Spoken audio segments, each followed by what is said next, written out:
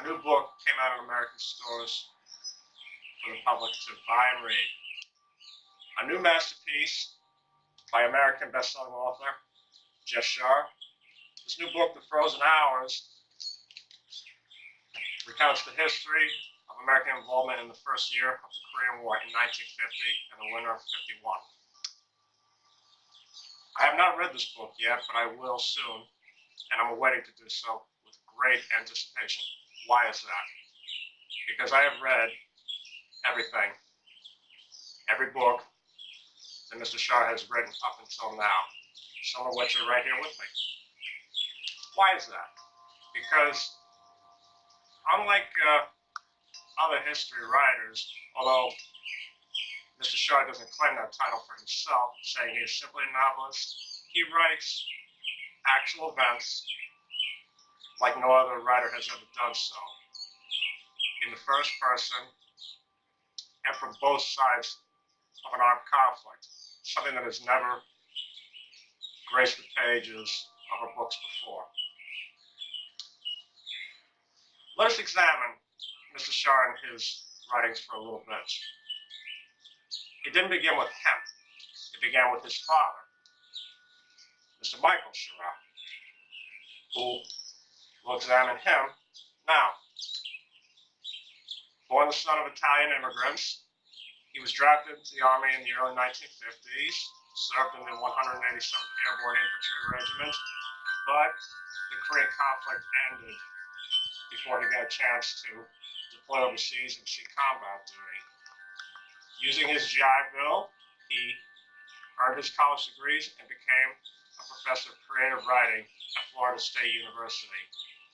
One of his family's most clear memories of him during that time was of him working long hours into the night, smoking cigarettes and drinking coffee while he prepared lectures and graded papers. Then one day, in the 1960s, I believe it was, Michael Shaara suffered a massive heart attack in which his heart stopped beating for almost an hour before doctors revived him and saved his life. Faced with this revelation of his own mortality, Michael Shaara took a new leaf. And by that I mean he used the skills he had learned both as a student and as a teacher to write his own work and publish it for the public. In his life, he wrote 4 books, the greatest of which was this one, The Killer Angels, which details the Battle of Gettysburg, published in 1974. Although well received by the American literary community, which awarded Michael Shaara a Pulitzer Prize, this book never became a bestseller in his lifetime. Why is that? Because in 1974, when this book came out, it was the height of anti-war feeling in this country in the aftermath of Vietnam, when no one wanted to read another story about soldiers in warfare. In the 1980s, American attitude began to change and respect and admiration was restored for American soldiers, including interest in the American Civil War. However, Michael did not live to see this turn of events come to full fruition, because in 1986, after suffering a final heart attack, Michael Shaara died. But as American interest in the American Civil War was restored and intensified, especially in 1990, after the advent of Ken Burns' groundbreaking documentary series, The Civil War, on PBS. Men such as Ronald F. Maxwell and media mogul Ted Turner took matters into their own hands to retell this story with their groundbreaking feature film, Gettysburg, in 1993. In the years that followed, Ronald Maxwell, a personal friend of the Shaara family, turned to Jeff, telling him, "Your father only told one little part. Now's the time to finish the story and tell the rest." And in 1996, Jeff published his first book, Gods and Generals, which detailed all the events of the Civil War leading up to Gettysburg. And just a couple of years later, his second work, The Last Full Measure, all events of the Civil War after Gettysburg until the end of it, with the surrender of the Confederate Army at Appomattox in 1865. It could have ended there, but it didn't. Jeff continued to go even further by studying and writing about all American conflicts, from the American Revolution to the Korean War, as he has done now. Now, why is this important? Because Jeff takes the style of in each of his works from the ones his father used in this, where not just one side, not just one person's experiences or ideas are written in detail, but no, multiple characters from both sides, where each of them could easily be the center character of the story. Now, as I said before, Jeff Shaara does not consider himself a historian at all. He's a novelist, as he said in every one of his works before the story begins. He considers himself a storyteller. But let's think about that for a moment. What is history? Most of the words that make up the word history, most of the letters that make up the word history is the word story. A story to be told. But how is it to be told? Now, what makes Mr. Shaara's works different from more true stories like, say, the memoirs of Ulysses S. Grant and Sherman, which I have here, and so many other books that I have read personally, is that their stories are very one-sided, and they're often written after the fact, years after the fact, and these seem more, whether they're good or bad, as if they're nothing but historical documents written for posterity. Mr. Shaara doesn't do that. He writes these events as if they're happening right before these characters' very eyes. Because remember, for those of us who lives years after these events have happened, we take it for granted. Just like us, these men, in the trials and tribulations they faced, had no idea where they were going. Events unfolded right before their eyes. Now, let's take this into consideration too. As I said before, many soldiers' memoirs or history books are very one-sided affairs. They don't take into account how things could have been for our enemies too. Now, with the American Civil War, this was easy because both the men on both sides were Americans, just with different goals and dreams and motives. But that didn't make their integrity or their ideas any less true. Also, when written in historical documentation like a soldier's memoir or history book, we tend to put in the individuals described to us on a pedestal as if they're gods. They're not. They were ordinary individuals like you and me, with their own fears, their own doubts, but also their own aspirations and hopes. Also, in Jeff Shaara's books, he leaves politics completely out of the matter. Because remember, the characters he is revealing to us are soldiers who often think of themselves as outside of politics.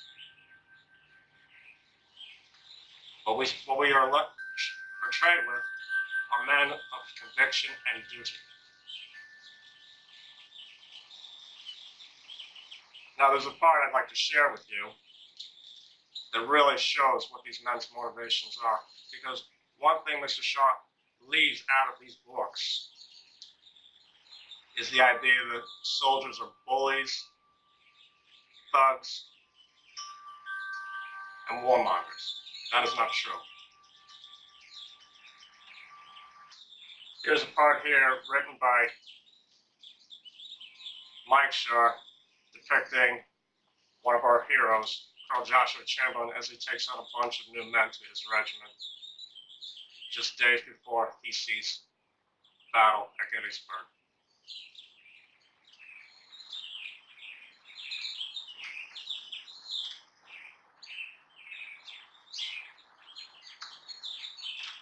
Here we are. This regiment was formed last fall, back in Maine. There were 1,000 of us then. There's not 300 of us now. But what is left is choice. Some of us volunteered to fight for the Union. Some came in mainly because we were bored at home, and this looked like it might be fun. Some came because we were ashamed not to. Many of us came because it was the right thing to do. Because remember, the majority of those of us who joined the service are volunteers, men who made a conscious choice.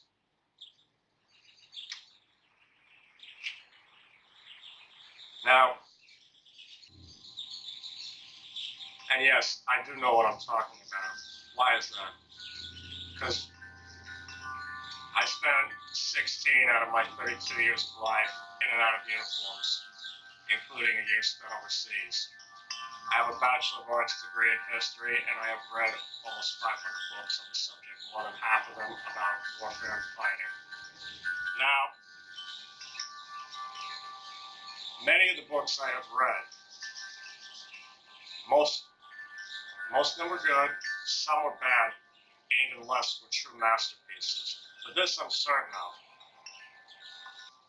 All the characters that Mr. Shaara here writes about,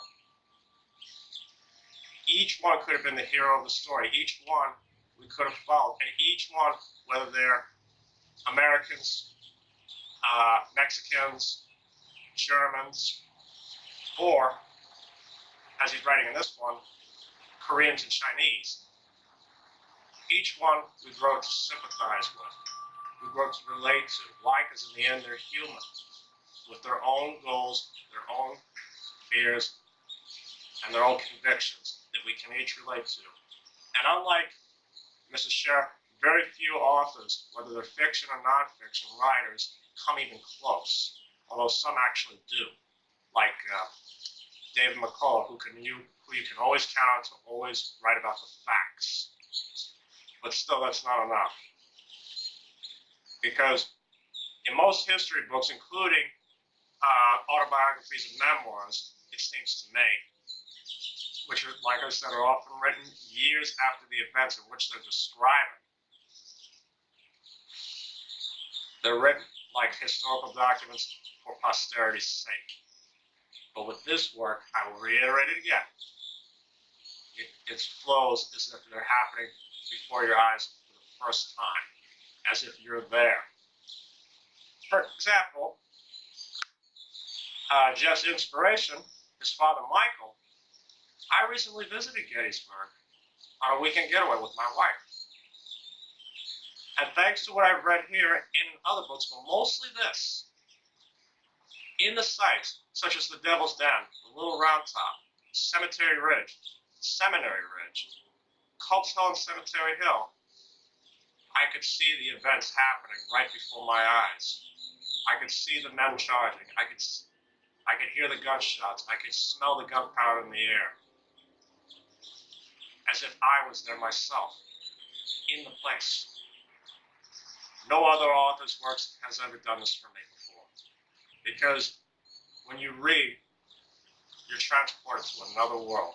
It's not like watching film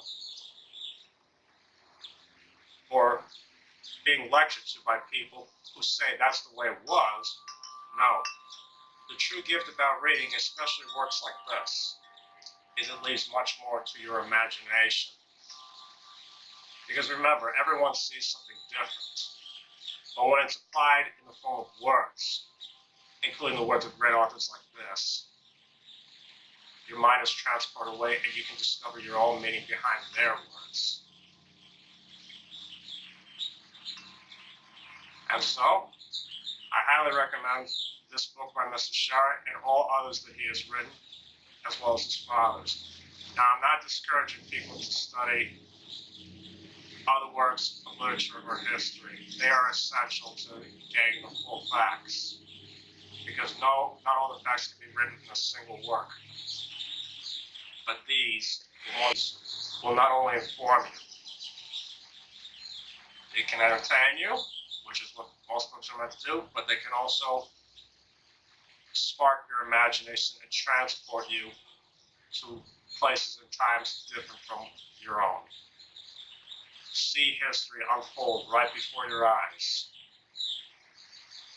and show you how it really was.